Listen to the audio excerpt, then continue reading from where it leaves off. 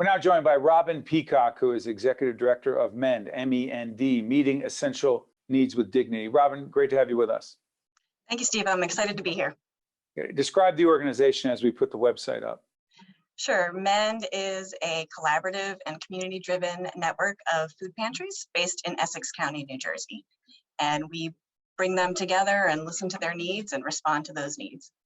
In the summer of 2022, as we take this program, what does, quote, hunger or food insecurity look like in the communities you serve? Well, it's long been an issue in Essex County. This is not new. The pandemic certainly exacerbated it, but we're seeing numbers of people coming to the pantries that are double to quadruple what they were pre-pandemic, and that's continuing.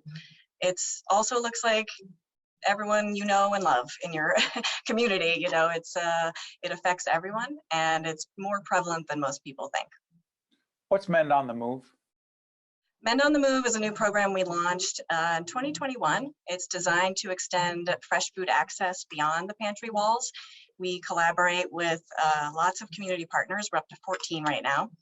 And that food support looks like home deliveries in partnership with Amazon and the community of fresh food produce boxes.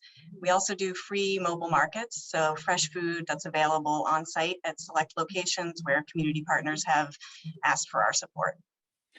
It's interesting to me as we prepared for this segment, what kept coming up is that it appears as if you're changing the model of getting food to those who need it. So we've done a lot of programming on food insecurity, on hunger-related issues.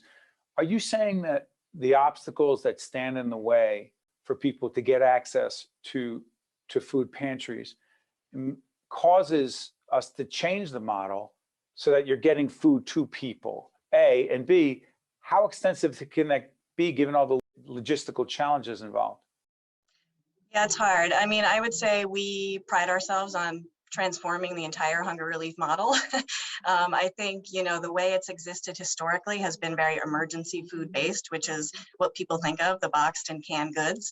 What we have learned over the years in meeting with the community leaders of the pantries is, number one, they want their folks to eat like everybody else, right? We want to have a variety of fresh food available, not just the same 10, canned or boxed goods. So that's number one. Number two is, the logistics are really challenging.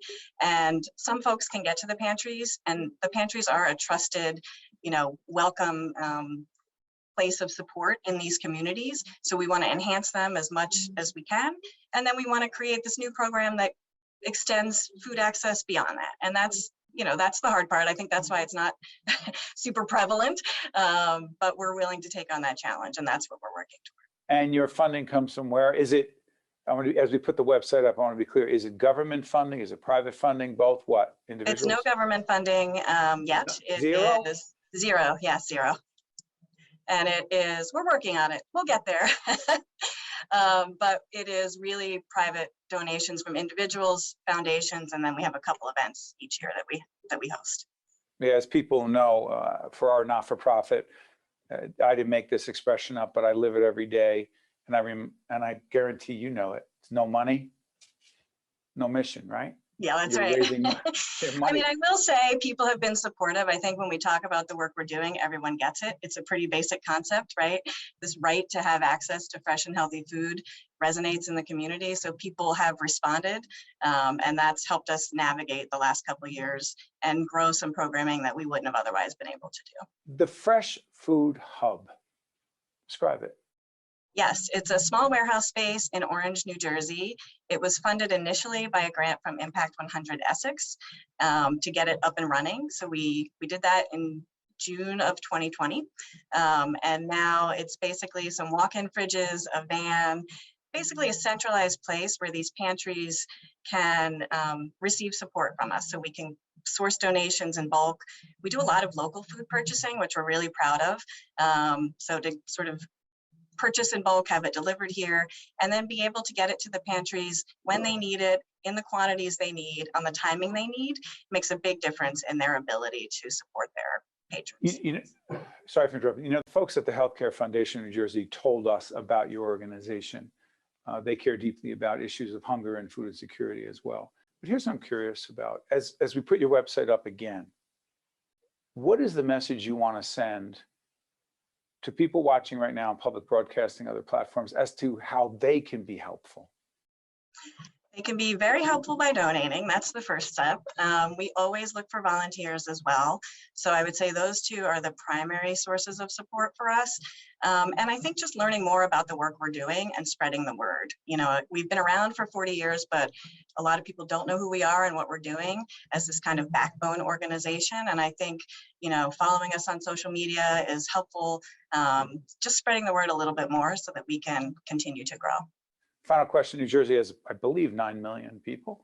Do you have a clear sense of how many of those 9 million people are fall into this category? I hate putting it in quotes, food insecure. Have any idea? Which is obviously not the same number pre-February, March 2020. Yeah, the number I've seen recently is 1 in 12. I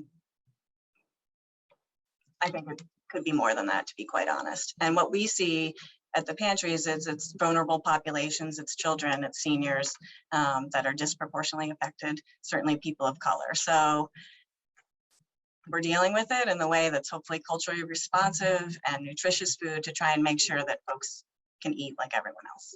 We always remind people, you talk about statistics, remember you're talking about people, not numbers. That's right. Robin Peacock, Executive Director of MEND, MEND, Meeting Essential Needs with Dignity. Robin, thank you so much for joining us. We appreciate it. Thank you so much. Appreciate the time. Right. You guys stay with us. We'll be right back. State of Affairs with Steve Adubato is a production of the Caucus Educational Corporation. Funding has been provided by Kane University, Investors Bank, Hackensack Meridian Health, the Healthcare Foundation of New Jersey, Horizon Blue Cross Blue Shield of New Jersey, the New Jersey Economic Development Authority, New Jersey's Clean Energy Program, Eastern Atlantic States Regional Council of Carpenters, and by Operating Engineers, Local 825. Promotional support provided by New Jersey Globe and by New Jersey Monthly. With New Jersey's Clean Energy Program, there's so much to save. Free assistance for a more energy-efficient home. Win-win. Small business, big savings on new kitchen equipment. Delicious.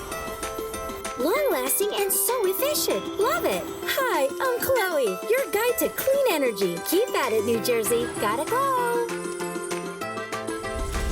Learn more at njcleanenergy.com or call 1-866-NJ-SMART.